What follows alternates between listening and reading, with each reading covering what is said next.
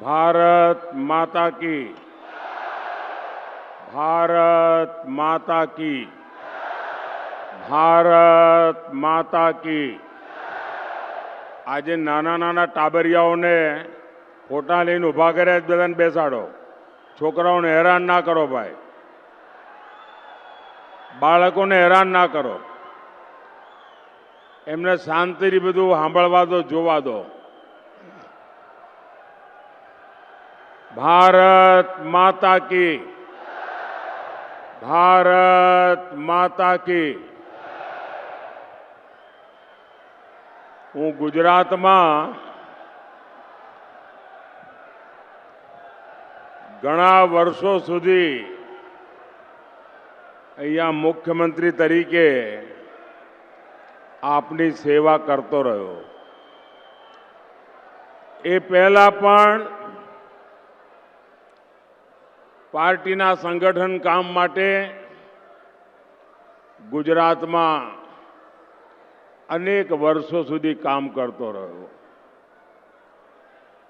મેં ગુજરાતમાં ચૂંટણીઓ લડાવી પણ ખરી અને ચૂંટણીઓ લડી પણ ખરી.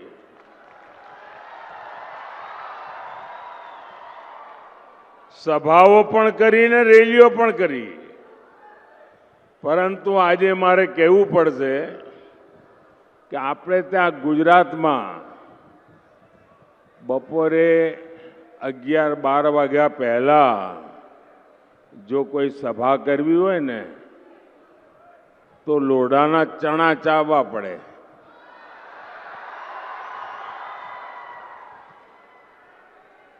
બધા એમ કે હાજે જરા ઠંડક થાય ત્યારે રાખજો ને. મારા માટે આજે અચરજ છે. આણંદનું આ વિરાટ કેસરિયા સાગર,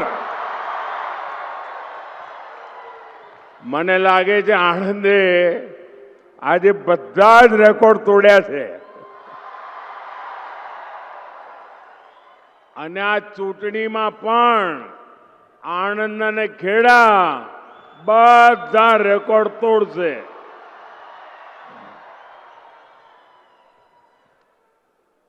2014માં આપે સૌએ મને દેશની સેવા કરવા માટે મોકલ્યો અને તમે જે મને શિક્ષણ આપ્યું, તમે મને જે ઘડતર કર્યું, સરદાર સાહેબની આ ભૂમિમાંથી હું જે શીખ્યો, એ બધું આજે મને દેશની સેવા કરતી વખતે લેખે લાગે છે, કામે આવે છે. સાથીઓ, આપણે જ્યારે ગુજરાતમાં કામ કરતા હતા ત્યારે આપણો ગુજરાતનો એક મંત્ર હતો કે ભારતના વિકાસ માટે ગુજરાતનો વિકાસ. આપણે એવું ક્યારે નહોતા કહેતા કે દેશનું જે થવું હોય થાય, અમારા ગુજરાતનું થાય, એવું નહોતા કહેતા. આપણે હંમેશા કહેતા હતા ભારતના વિકાસ માટે ગુજરાતનો વિકાસ.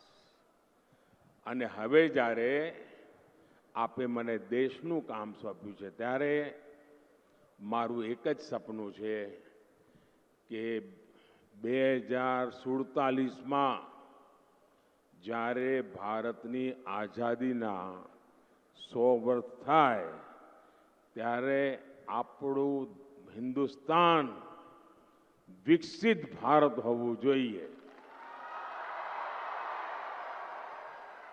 અને આપણું ગુજરાત પણ વિકસિત ભારત હોવું જોઈએ. અને વિકસિતનો મતલબ શું છે એ આણંદ ખેડાવાળાને ના સમજાવવું પડે, કારણ એમણે આખી દુનિયા જોયેલી છે. સમૃદ્ધ દુનિયા કેવી હોય એમને ખબર છે, પ્રગતિ કેવી હોય એમણે જોઈ છે. અને એમના કુટુંબીજનો આજે પણ દુનિયાના સમૃદ્ધ દેશોમાં રહે છે. આપણે એવું બનાવવાનું છે.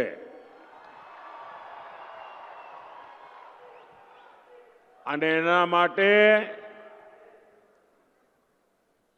માટે મારી પળે પળ આપના માટે,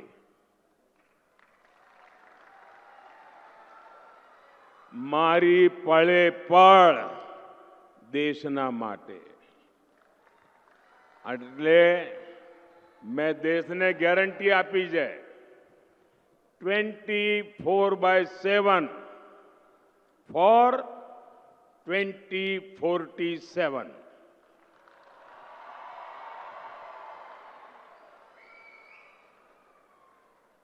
અને આ મહાન કામ માટે 140 કરોડ દેશવાસીઓના સપના પૂરા કરવા માટે મને આપના આશીર્વાદ જોઈએ.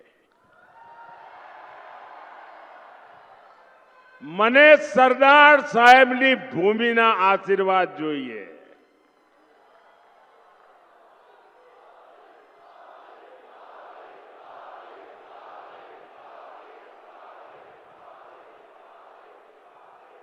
આખા દેશમાંથી આશીર્વાદ મળે, પણ જ્યારે સરદાર સાહેબની ભૂમિના આશીર્વાદ મળે ને તો એને 4 ચાંદ લાગી જાય. અને એટલા માટે હું આજે ગુજરાતની ધરતી પાસે આશીર્વાદ માંગવા માટે આવ્યો છું. અહીંયા મારી ઓળખાણમાં કહેવામાં આવ્યું કે હવે પીએમ સાહેબ બોલશે. કેવું આમ અતડું લાગે. આમ આપણા કાનમાં શબ્દો જ ના ઘૂસે. આમ આપણે કહીએ પીએમ સાહેબ એટલે એમ જોવું પડે કોણ, અને એમ કહી નરેન્દ્રભાઈ.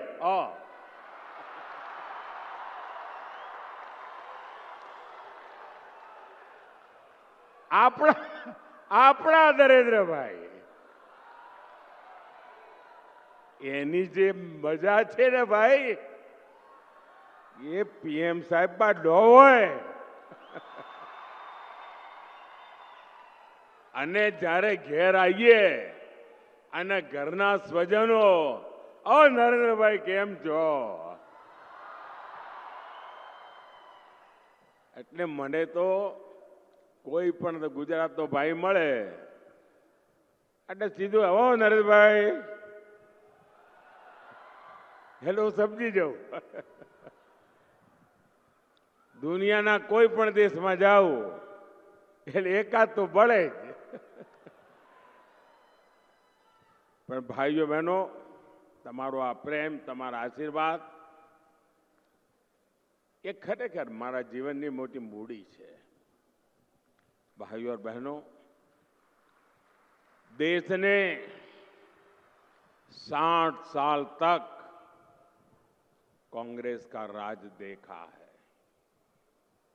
और देश ने 10 साल भाजपा का सेवा काल भी देखा है. वो शासन काल था, ये सेवा काल है. कांग्रेस के 60 साल के शासन में करीब 60% ग्रामीण आबादी के पास टॉयलेट नहीं था, शौचालय नहीं था. ये 60 साल के बाद 10 साल में भाजपा सरकार ने इस देश में 100% टॉयलेट बना दिए.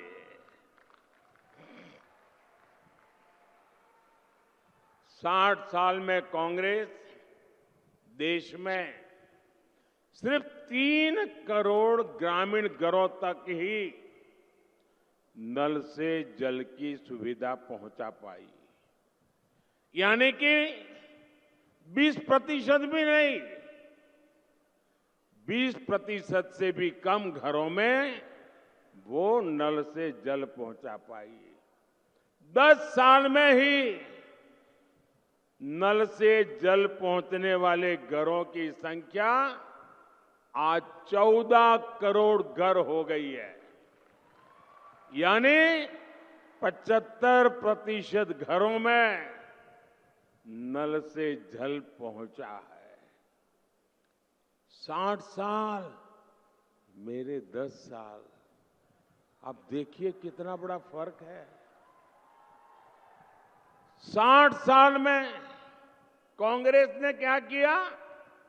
बैंकों का राष्ट्रीयकरण किया, बैंकों पर कब्जा कर लिया और ये कहा कि बैंक गरीबों के लिए होनी चाहिए, इसलिए राष्ट्रीयकरण।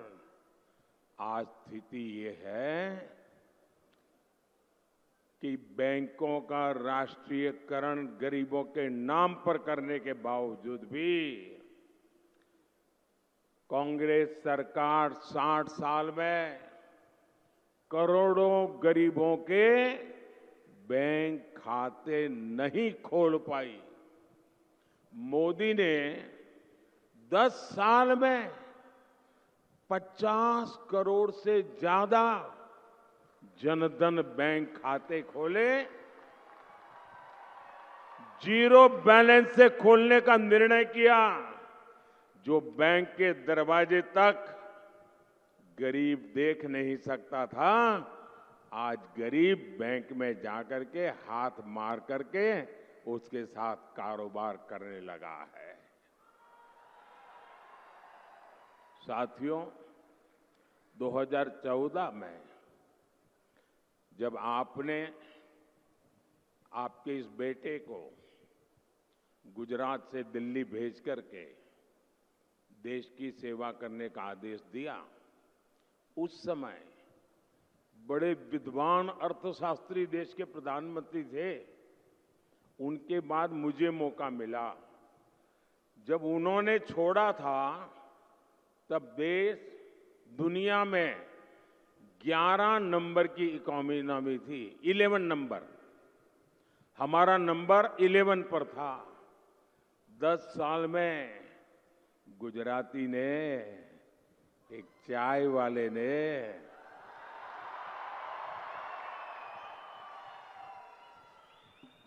देश की इकोनॉमी को 11 नंबर से 5 नंबर पर पहुंचा दिया।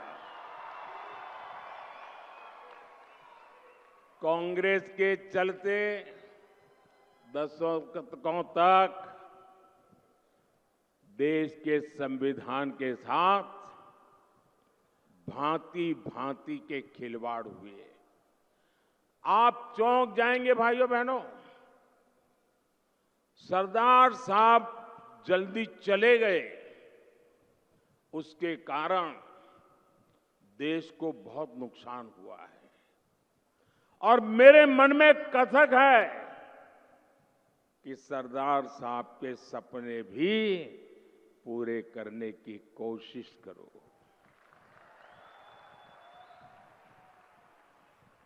आपको पता है भाई, ये कांग्रेस के शाहजादे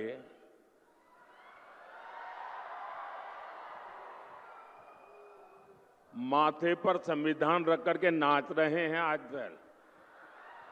देखा होगा आपने। लेकिन जरा कांग्रेस मुझे जवाब दे, जिस संविधान को आज माथे पर रख करके नाच रहे हो, क्या इस देश में 75 साल तक हिंदुस्तान के सभी हिस्सों पर ये संविधान लागू नहीं होता था? मोदी के आने के पहले इस देश में 2 संविधान चलते थे, 2 झंडे चलते थे, 2 प्रधानमंत्री थे। ये संविधान माथे पर लेकर के नाचने वाले शाहजादे आपकी पार्टी कांग्रेस ने, आपके परिवारजनों ने देश में संविधान लागू नहीं होने दिया था। कश्मीर में हिंदुस्तान का संविधान लागू नहीं होता था। धारा 370 दीवार बन के बैठी थी। ये सरदार पटेल की भूमि से आए हुए बेटे ने उस 370 को भी जमींदोज कर दिया और सरदार साहब को सबसे बड़ी श्रद्धांजलि मैंने दी है।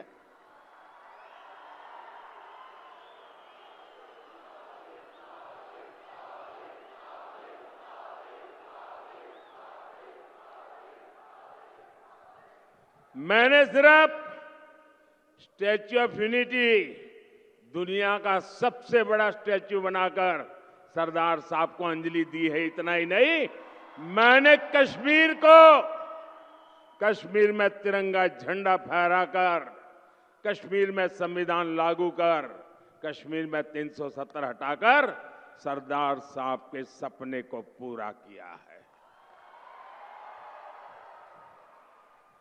साथियों, जितने साल हमारे देश में कांग्रेस सरकार रही, एक बड़ा हौवा था आए दिन, जब भी हो पाकिस्तान, जब भी हो पाकिस्तान, जब भी हो पाकिस्तान। आज देखिए, ये पाकिस्तान के आतंक का टायर पंक्चर हो गया है।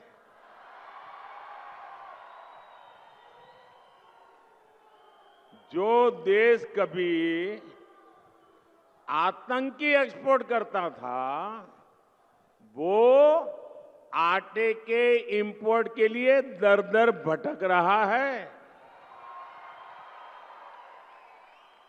जिसके हाथ में कभी बम गोला था, उसके हाथ में आज भीख का कटोरा है।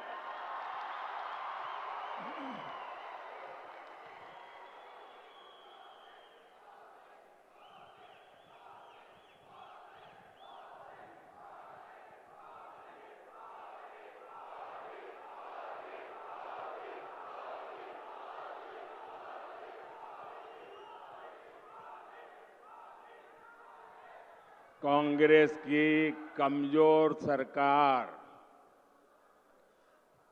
आतंक के आकाओं को डोजियर देती थी। डोजियर का मतलब है फाइल पे सारी जानकारियां इकट्ठी कर करके वो देते थे कि तुम्हारे लोग आए थे, ये उनकी फोटो है, यहां बम फोड़ के चले गए। तुम्हारे लोग आए थे, इतने लोगों को मार करके चले गए। तुम्हारे वो लोग आए थे, डोजियर देते थे, डोजियर। और फिर देश को बताते थे, हमने पाकिस्तान को डोजियर दे दिया है। डोजियर।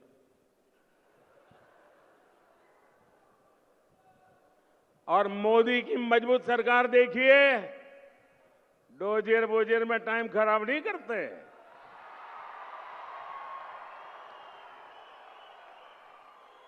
आतंकियों को घर में घुसकर मारते हैं।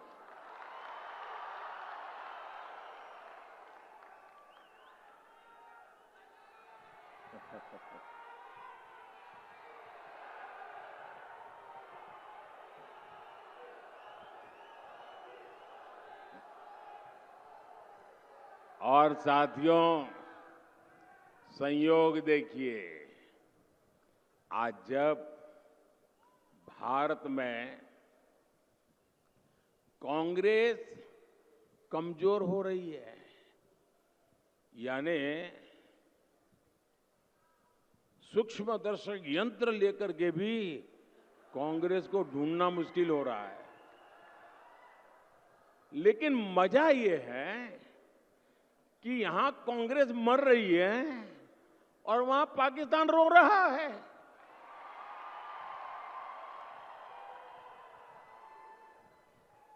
आपको पता चला होगा, कांग्रेस के लिए अब पाकिस्तानी नेता दुआ कर रहे हैं। शहजादे को प्रधानमंत्री बनाने के लिए पाकिस्तान उतावला है, आपने कल देखा होगा। और हम तो जानते ही है, कांग्रेस तो पाकिस्तान की मुरीदी है। पाकिस्तान और कांग्रेस की ये पार्टनरशिप अब पूरी तरह एक्सपोज हो गई है। भाइयों और बहनों, देश के दुश्मनों को आज भारत में मजबूत सरकार नहीं चाहिए, उनको कमजोर सरकार चाहिए। और ऐसी कमजोर सरकार जो मुंबई में 26/11 को आतंकी के हमले के समय थी ना, वैसी कमजोर डोजियर भेजने वाली, देश के दुश्मनों को वैसी ही करप्ट सरकार चाहिए जो 2014 से पहले थी। देश के दुश्मनों को वैसी ही अस्थिर सरकार चाहिए जो 2014 से पहले देश में थी।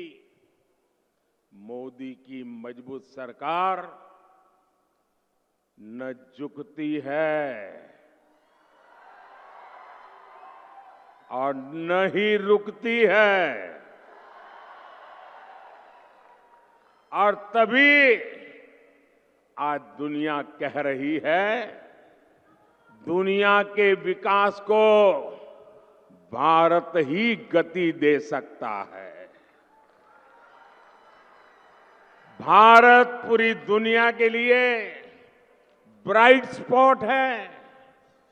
दुनिया में झगड़े होते हैं तो भारत को विश्व बंधु के तौर पर झगड़ा सुलझाने वाले देश के तौर पर देखा जाता है।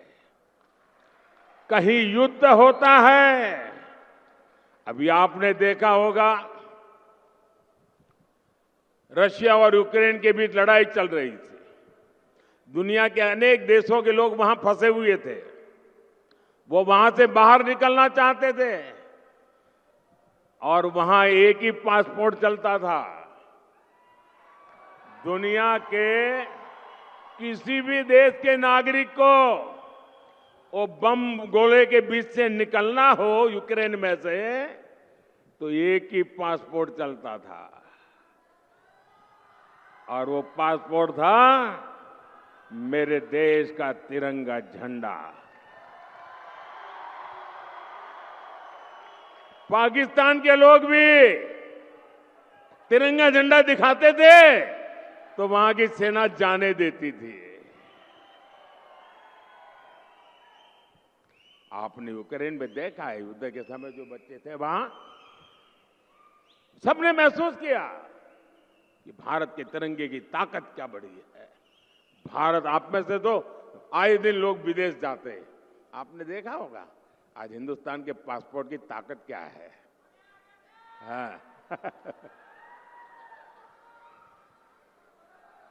ये होती है देश की साख। मुझे बताइए मेरे आनंद खेड़ा के भाई बहन, क्या आपको देश की ये मजबूती खबर मिलती है, गर्व होता है कि नहीं होता है? दुनिया गर्व करती है तो आपको गर्व होता है कि नहीं है? आपका माथा ऊंचा होता है कि नहीं होता है? लेकिन ये कांग्रेस, वो क्या कर रही है? कांग्रेस सिर्फ रोती बैठती है और मोदी को गाली दो। डिक्शनरी खोज करके रोज नई गाली निकालते हैं, रोज नई गाली निकालते हैं। और कांग्रेस आज मोदी देश को एक करने के सरदार के सपने को पक्का कर रहा है। कांग्रेस देश को बांटने में जुटी है। कांग्रेस समाज में लड़ाई झगड़ा कराना चाहती है। भाइयों और बहनों, आजकल पूरे देश में एक बहुत बड़ी चर्चा चल रही है।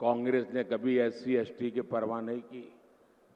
90 के दशक से पहले से कांग्रेस ओबीसी आरक्षण, यानी जिसको अपने गुजरात में बख्शी पंच कहते हैं, बख्शी पंच के लिए, ओबीसी के लिए हर प्रस्ताव को ठुकरा दिया, परवाह नहीं की।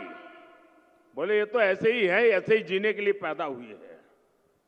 बरसों से ये हमारा बख्शी पंच के लोग, हमारा ओबीसी समाज कहता था कि ओबीसी कमीशन को, ये बख्शी पंच आयोग को संवैधानिक दर्जा मिले। कांग्रेस ने उनकी नहीं सुनी। ओबीसी के लिए एक के बाद एक काम, जब 2014 में आपका बेटा दिल्ली गया ना, तब जाकर के शुरू हुआ। और नतीजा ये हुआ कि ओबीसी, ये हमारे बख्शी पंच लोग के लोग कांग्रेस से दूर भाग गए, पहचान गए कांग्रेस को, और बहुत बड़ी मात्रा में एससी, एसटी, ओबीसी भी आज भारतीय जनता पार्टी की बहुत बड़ी ताकत बन गया।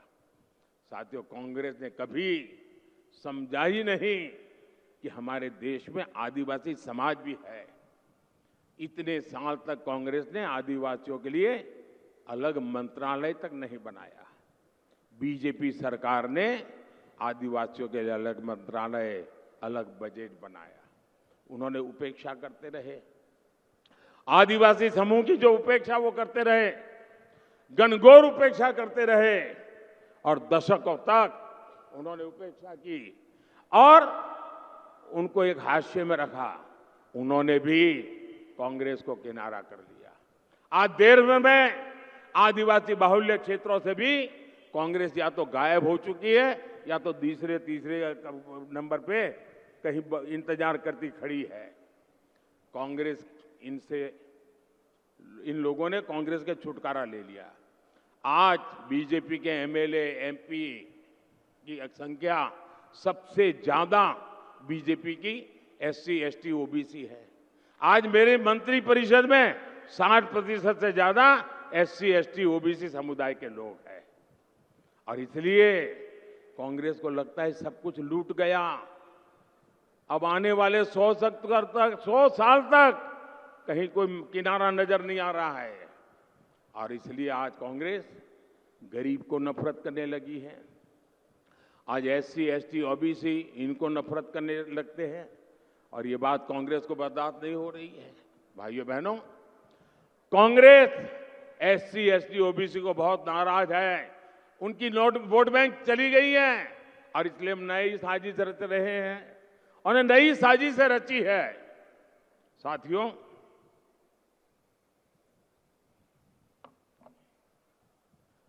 अब सब जानते हैं कि दशकों से कांग्रेस का सबसे बड़ा वोट बैंक माइनॉरिटी का रहा है, और उसमें भी मुसलमान। इस वोट बैंक को उन्होंने बहुत पाला पोसा है, बहुत खातिरदारी की है। बीते दशकों में क्षेत्रीय दलों ने कांग्रेस के इस वोट बैंक में भी सेंधमारी कर दी। जो प्रादेशिक पक्ष है ना, उन्होंने उसमें से, क्योंकि कांग्रेस 10 बोलती थी, वो 20 बोलते थे। कांग्रेस 25 बोलती थी, 50। उनको पता चल गया है कि कांग्रेस को मारने का यही तरीका है। तो जो प्रादेशिक पक्ष पैदा हुए, उसमें से बहुत सारे उन्होंने कांग्रेस को, जो मोनोपोली थी माइनॉरिटी की, उस पर भी डाका डाल दिया। इसलिए अब कांग्रेस नई नीति, रणनीति बना रही है। जब कांग्रेस सत्ता या विपक्ष में, वहां माइनॉरिटी के वोट बैंक को साथ रखने के लिए तुष्टीकरण में और तेजी से आगे बढ़ रही है। कांग्रेस ने अल्पसंख्यकों को अपने साथ रखने के लिए ओबीसी और दलितों के आरक्षण का कोटा मुसलमानों को देना तय किया है। इसके लिए कांग्रेस पार्टी संविधान बदलना चाहती है। कांग्रेस चाहती है कि एससी, एसटी, ओबीसी के उनके हक का जो आरक्षण है, वो अपने खास वोट बैंक को दे सके। कांग्रेस की साजिश के बारे में पहले ना कांग्रेस के दरबारी कुछ कहते थे, और ना ही उनके लोग। 24 के चुनाव में मोदी ने कांग्रेस की ये सारी साजिश देश के सामने रख दी है। इसलिए कांग्रेस और उसके दरबारी मोदी से इतना गुस्से में है। ये चाहे जितना भी गुस्सा कर ले, मोदी आज पूरे देश को ये गारंटी दे रहा है कि एसटी, एससी, ओबीसी और सामान्य वर्ग के जो गरीब लोग हैं, उनका जो आरक्षण है, जो संविधान के तहत मिला हुआ है, बाबा साहब आंबेडकर के द्वारा मिला हुआ है, भारत की संसद ने दिया हुआ है, ये बीजेपी की गारंटी है, ये मोदी की गारंटी है, ये बीजेपी सरकार की गारंटी है कि धर्म के आधार पर किसी को भी एससी, एसटी, ओबीसी और जनरल के आरक्षण में से रत्ती भर भी हाथ नहीं लगाए दिया जाएगा।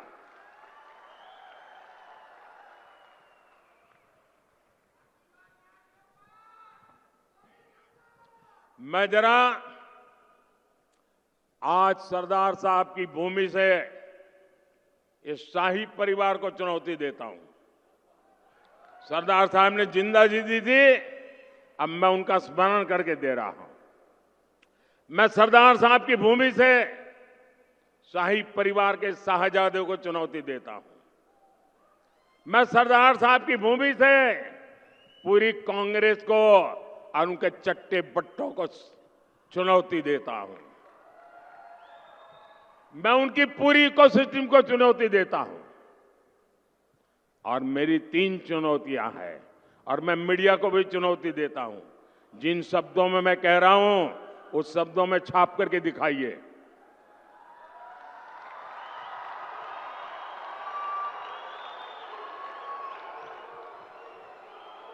उनको लगता है कि मोदी ने बात छाप दी, टीवी में दिखा दी, तो शायद कांग्रेस कहीं की नहीं रहेगी। मेरी 3 चुनौतियां हैं कांग्रेस और कांग्रेस के पूरे इकोसिस्टम को। पहली चुनौती, कांग्रेस और उनके चट्टे बट्टे देश को लिखित में गारंटी दें कि वो संविधान बदलकर धर्म के आधार पर मुसलमानों को आरक्षण नहीं देंगी। देश को बांटने का काम नहीं करेगी। मेरी दूसरी चुनौती है, कांग्रेस देश को लिखित में दे कि वो एसटी, एससी, ओबीसी को मिलने वाले आरक्षण में सेंधमारी नहीं करेगी, उनका अधिकार नहीं छीनेगी, डाका नहीं डालेगी। मेरी तीसरी चुनौती है, कांग्रेस देश को लिखित में गारंटी दे कि जिन जिन राज्यों में कांग्रेस की और उसके साथियों की सरकार है, वो कभी भी वोट बैंक की गंदी राजनीति नहीं करेंगे। वो बैकडोर से ओबीसी का कोटा काटकर मुसलमानों को आरक्षण नहीं देंगी। ये मेरी 3 चुनौतियां हैं। शाहजादे, हिम्मत हो तो आ जाओ। संविधान को माथे पर लेकर के नाचने से बात नहीं बनती है। संविधान के लिए जीना, संविधान के लिए मरना, ये सीखना है तो मोदी के पास आओ।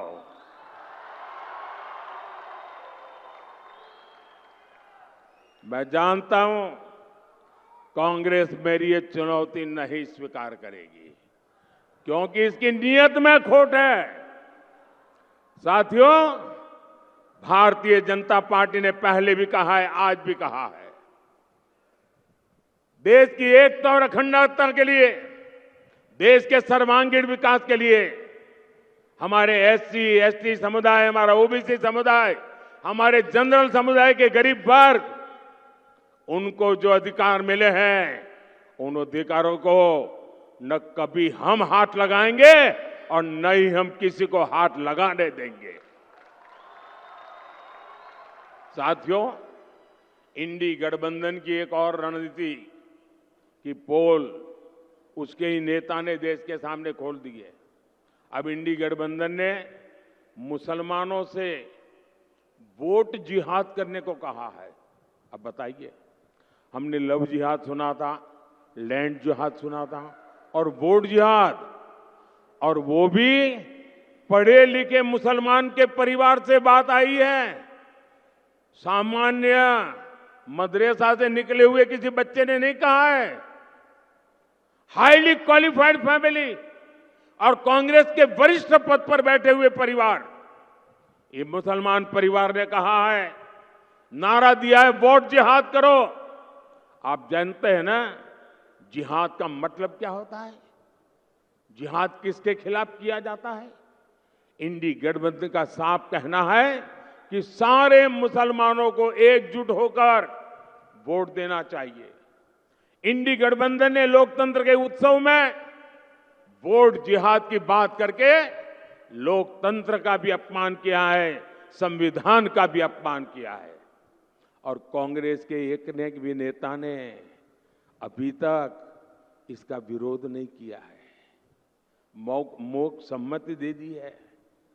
ये वोट जिहाद की बात भी कांग्रेस की तुष्टीकरण की नीति को ही आगे बढ़ाती है।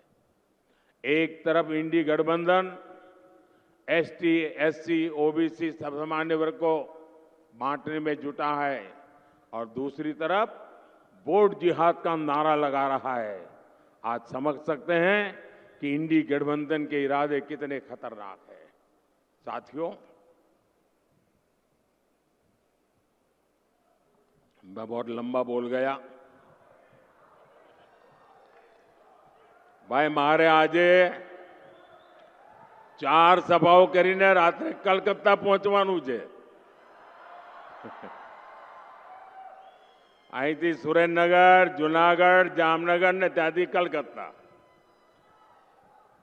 આટલું પૂરતું છે ને? હવે વિજય પાક્કો ને? વધુમાં વધુ મતદાન થશે ને? મતદાનના જૂના રેકોર્ડ તોડીશું। ગમે તેટલી ગરમી હોય તો એ તોડીશું।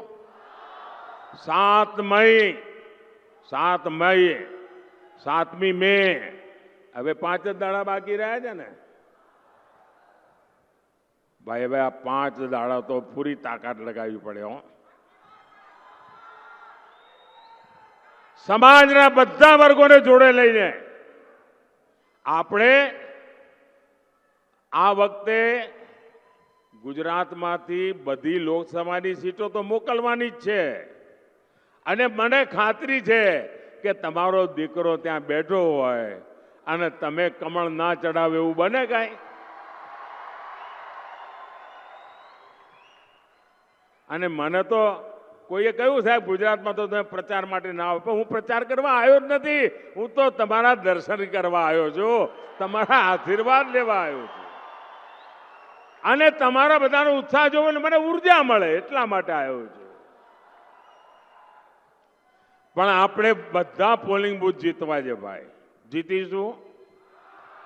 અને મારો તો આગ્રહ છે કે સવારમાં દરેક પણના પ્રમુખ 25-25, 30-30 વોટરનું થાળી વગાડતા વગાડતા, ગીત ગાતા ગાતા લોકશાહીનો ઉત્સવ મનાવતા મનાવતા વોટ આપવા જાય।